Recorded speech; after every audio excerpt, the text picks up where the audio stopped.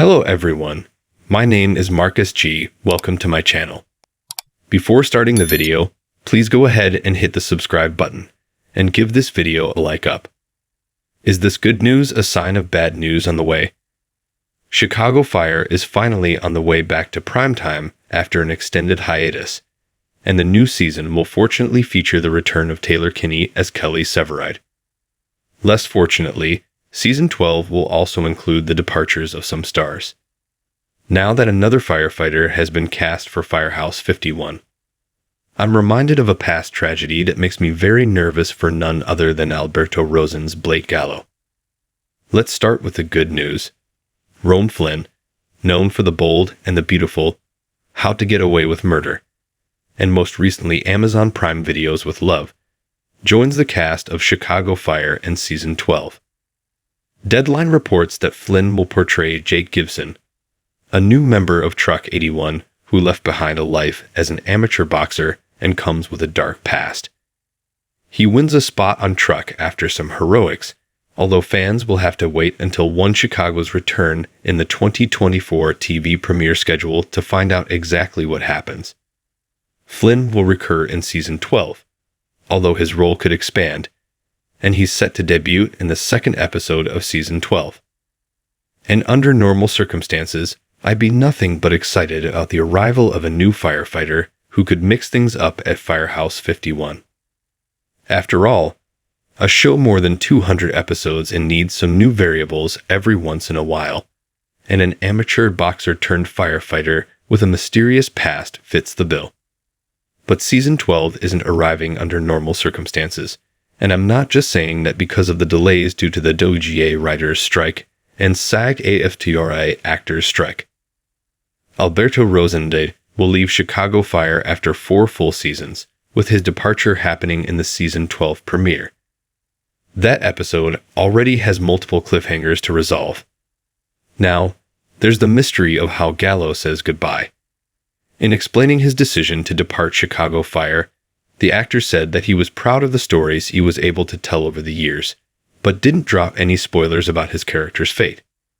With Rosenda leaving in the season premiere and a new firefighter arriving on the scene to join Truck in the second episode, I can't be the only one flashing back to how Chicago Fire said goodbye to Yuri Sardarov as Otis and introduced Gallo. While there was no announcement ahead of time in 2019 that Sardarov was leaving to suggest that Otis' death could be imminent, fans will remember that the hit drama replaced Otis with Gallo in episode 2 of season 8 after a time jump. And flashing back to how Fire killed off Otis just makes me all the more nervous for Gallo's fate. Admittedly, Gallo isn't the truck firefighter who was left in mortal peril in the season 11 finale, as Mouch bleeding out was one of Fire's 3 cliffhangers back in the spring. And Mouch dying would free up a spot on Truck for Rome Flynn's Jake Gibson to join just as Gallo dying would. But there would really be no surprise if Mouch died, since fans have had a very long hiatus to reflect on the fact that he was in very bad shape. Gallo dying, that would be a different story. Of course, it's entirely possible that nobody dies in the premiere and Gallo leaves for an entirely innocent reason. I've been assuming that Kara Kilmer's departure as Brett will involve a happy ending with Casey, so perhaps I should just be equally optimistic about Gallo instead of keep flashing back to Otis.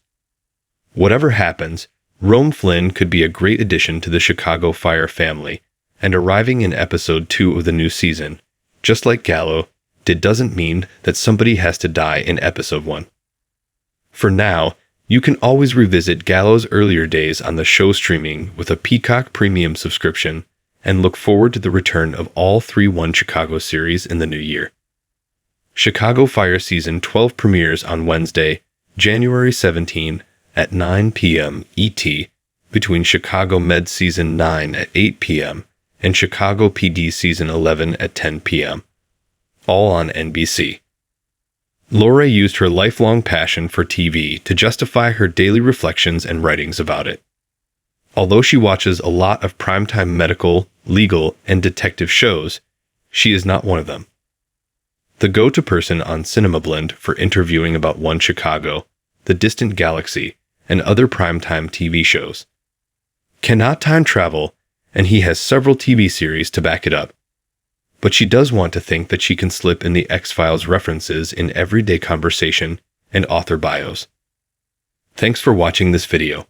Please subscribe to our channel and stay with us.